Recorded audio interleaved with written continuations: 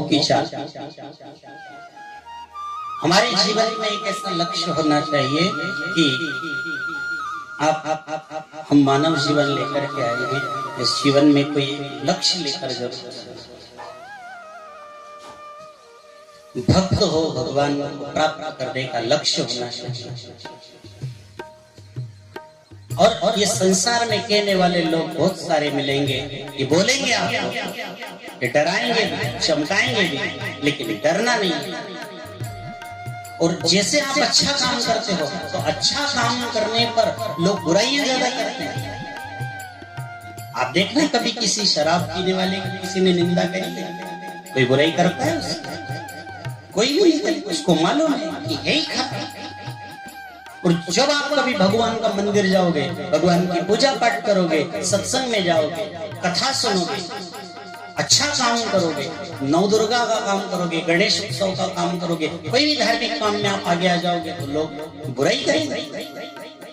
लेकिन इन बुराई करने वालों से डरना नहीं है, इनसे घबराना नहीं है, और इनसे चमक करके पीछे मत हटना। और अगर पीछे हट गए तो फिर मामला खराब हो जाएगा। क्योंकि आप जब देखते हो हाथी बाजार में से निकल करके जाता है, उसके पीछे अनेक प्रकार के कुत्ते भौंकते हैं, पर क्या वो अपनी चाल बदलता है? कभी बदली उसने? यार तो बहुत चिल्ला रहे हैं। उससे पूछा कि ये तेरे को चिल्ला रहे हैं, तेरा ध्यान, मैं ध्यान भटकाऊंगा ही नहीं, मुझे इनसे कोई लेना देना ही नहीं, मेरी कोई जात बिरादरी नहीं, मैं क्यों इनसे उलझूं? मेरा जो काम है वो मैं करता हूं, मैं इन मूर्खों के पीछे क्यों दौड़ूं? अब हाथी निकलता है और जब भौंकते हैं ये, तो उनसे एक ही बात पूछी जाती है कि बताओ कि ये तुम इसके पीछे जब ये बाजार जाता है तो इसके पीछे तुम क्यों दौड़ते हो?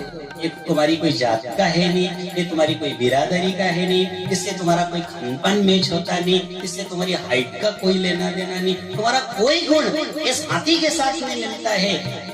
तो कुत्तों ने एक ही बात का जवाब दिया कि हमारा इससे कोई लेना देना नहीं है, बस हमको केवल इसकी एक ही बात अखरती है, क्या कि बस जब ये बाजार में निकलता है तो लोग इसके आगे हाथ जोड़ करके खड़े हो जाते हैं, और जो इनके सामने हाथ जोड़ करके खड़ा होता है तो मुझे सहन नहीं होता। हाथ जोड़ने वाले नहीं होते। जैसे हाथी अपने चाल में मदमस्त है, ऐसे ही मानव जीवन में मानव भी अपने लक्ष्य को लेकर के चले और इनकी तरफ ध्यान न दे, और भक्त भी भगवान का भजन करे, अपने लक्ष्य पर ध्यान दे। और जिस दिन उसने लक्ष्य की साधना को परिपूर्ण कर लिया, इनकी तरफ से ध्यान हटा दिया, तो वो जब साधना परिपूर्ण होगी तब वही लक्ष्य उसी भक्त को भगवान तक पहुंचने का साधन बनेगा।